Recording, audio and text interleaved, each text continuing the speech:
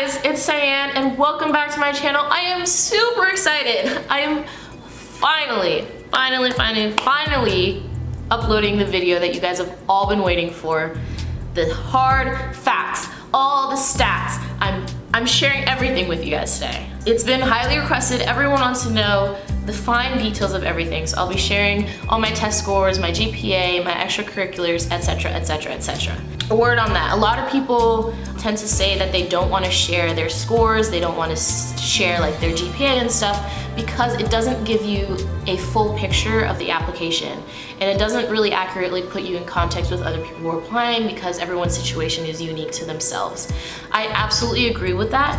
However, when I was applying to schools, I thought it was super helpful for me to be able to see people's stats in relation to their extracurriculars, in relation to their situations. I spent hours and hours on College Confidential, watching YouTube videos, trying to piece together people's stories and how that really fit in their SAT scores and the ACT scores, because although it doesn't tell the whole picture, I think it says a lot about where an applicant is, and I think that admissions counselors take it into account to a certain point. So I'm definitely gonna share with you guys all the details on that because I think it's super helpful and it was super helpful to me. So the first thing I wanna start with is sharing with you guys a list of all the schools I applied to. I applied to schools in the US and overseas. I'm gonna share them with you in order of when I applied to them. The first school I applied to was the University of Auckland in New Zealand, and this was back in like the end of my junior year because I was so nervous about the college application process. I didn't think that I was really gonna get into that many schools, or any for that matter, so I decided that if I don't get in anywhere, it's okay because at least I'll have this option of being able to go to a gorgeous country in a completely new city and have an amazing experience in Auckland. So then I applied to schools in the UK, and those were all art programs, so fine art, visual art programs. And I applied to Oxford University, to the New College.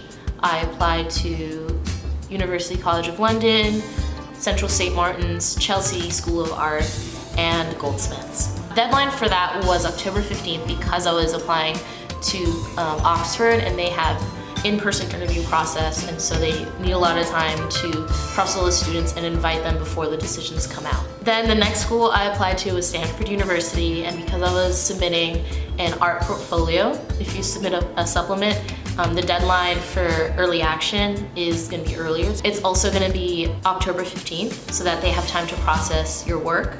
And then I applied to USC, and I applied to the Ivan and Young Academy, which is a pretty small program. Everyone there majors in something called art design, technology, and the business of innovation. And when I saw their video on their site, it just looked perfect. It was amazing. And when I visited there, I talked to the director, I talked to a lot of the professors that were working there, and it's clear that they're super dedicated to their students, and it's a completely project-based program. All the students that go there are brilliant. I've met a lot of friends there, and it's clear that the work you put in is the work that they're gonna put back into you, so you get what you put in. It's an incredible program, and if you're interested in something like that, I would highly recommend it. The deadline for that was December 1st because there was an art supplement as well. But also, if you're applying to USC to any program, I would highly recommend that you apply before that December 1st deadline because of merit scholarships. Then for regular decision in the United States, I applied to a couple of schools, and I applied to Harvard, Brown, RISD, Georgia Tech, and Duke. And so for Harvard and Duke, I applied to just the regular schools of arts and sciences. For Brown and RISD, I applied to their dual degree program. And for Georgia Tech, I applied to the industrial design program, and as my second choice major, I applied to the music technology major. All right, now that that is out of the way, I'm finally gonna share with you guys my scores. So, going into my senior year, I was not very confident, as I shared with you guys.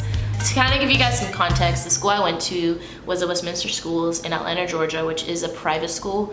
There are about 200 kids in the graduating class.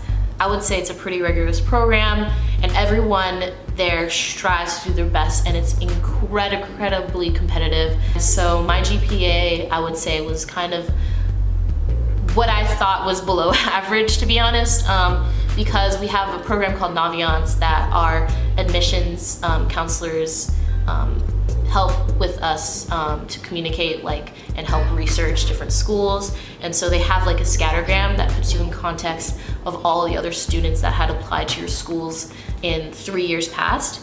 And so when I would look at my GPA in context with everyone else, I had a 95 out of 100. I was like kind of very much below average of people that had even applied to the schools like Stanford. So looking back, my GPA was not too shabby. I had a 95 out of 100 again, and that was weighted. So that means that I had gotten quite a few B's and also quite a few A's, kind of, I would say, equal amount of both with a little bit more A's. But I also wasn't too confident about my SAT scores. So the highest I ever got on the SAT was a 1410, and that is with a 720 in math and a 690 in evidence-based reading and writing. So in general, that was pretty low comparatively to the average scores of people that are applying to the schools that I was applying to. So my SAT subject test scores were also not too great. I had gotten a high score of 700 on my math level 2, which most people tend to get an 800 on that one because the curve is pretty strong. They are quite strong in math. I knew I wasn't. I knew I was missing some gaps. I had some holes in my math. I had gotten a 730 on math level 1, which was a little bit easier, but I also didn't really do as well as I had hoped. I had gotten a 680 in literature and a 650 in French. So going into senior year, I clearly wasn't too confident because of the scattergram that they had and because of my subject test scores. But I had been studying so much for the SAT, and you've got to remember there is also the ACT. A lot of people have been telling me that they are very different from each other. They are different in how you process the questions, different approaches, and I had thought maybe the ACT is the right approach for me, and it was a blessing sent from above.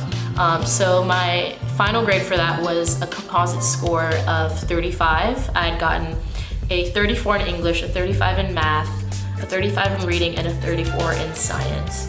So when I got my score back for the ACT, I was so relieved. You cannot even believe it. I felt a lot better about my whole application, and I felt a little bit more confident going into it.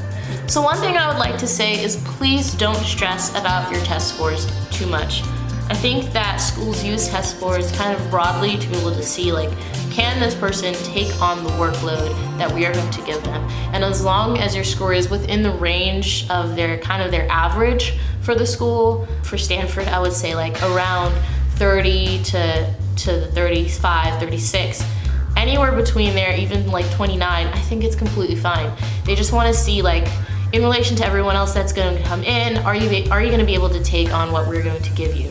Beyond, like, once you reach a certain point in your scores, don't stress about trying to get it up and up and up if you don't feel like you're gonna be changing that much, because in the end, it isn't the final say on your application, it is just an indicator for them. So now that the ACT is out of the way, GPA is out of the way, I am ready to share with you guys the AP things that I took and everything surrounding that. One thing I would like to say is that in my junior year of high school, I actually went to a program called Oxbow. It's the Oxbow School, and it is in Napa, California. It's a semester boarding school that focuses on fine art and philosophy, and it's a different style of teaching. Because of that program, I learned so much about myself and living away and being independent and kind of learning about art with people from all over the country, all over the world even, in a new context of learning. That was super valuable to me, but the course structure was also very different, so I didn't take any APs while I was there. And so the only real AP class that I ended up taking in my junior year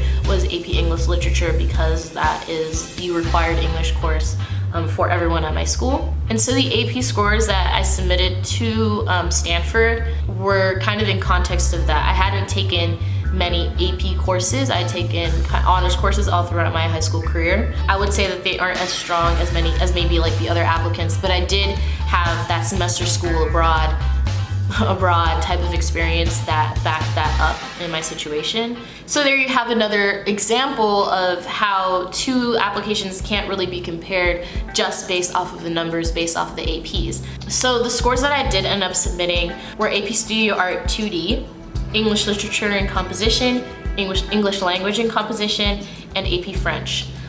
So I took the AP French exam even though I was not in the AP course, and I got a 4. And I got a 4 in all of the other subjects that I applied to as well. So I had 4 straight 4s. And I also put down that I would be taking AP Calculus AB in the next year, but I didn't have scores for that yet.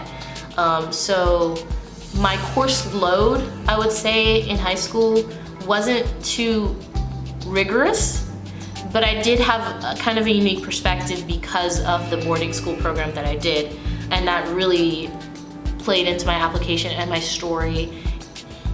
So I would like to talk about kind of one more section that was kind of cool in the application, and that's the honors and awards section. And so I was lucky enough to have been doing what I loved in high school, which was creating sculptures and installations. And so I had submitted one of my installation sculpture thing in something called the Saatchi Gallery School of Art Award. I was chosen as one of 20 students able to exhibit their work in the Saatchi Gallery in London, which was incredible. It was an amazing opportunity. I got to meet some brilliant artists, young artists there. So that was really fun. So I also participated in the Intel Ice of Science Fair, which is also an international competition, and that was in my 9th grade for research that I had done with Emory and Georgia Tech about ovarian cancer and patient treatment and different plans.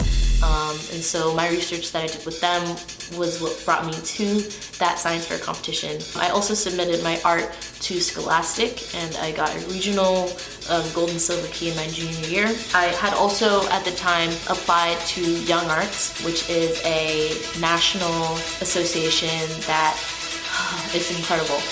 So students from all across the nation who submit their applications, it's like if you win, you are able to go to this 1 week where young artists from all over the country come together and show their art, learn with mentors.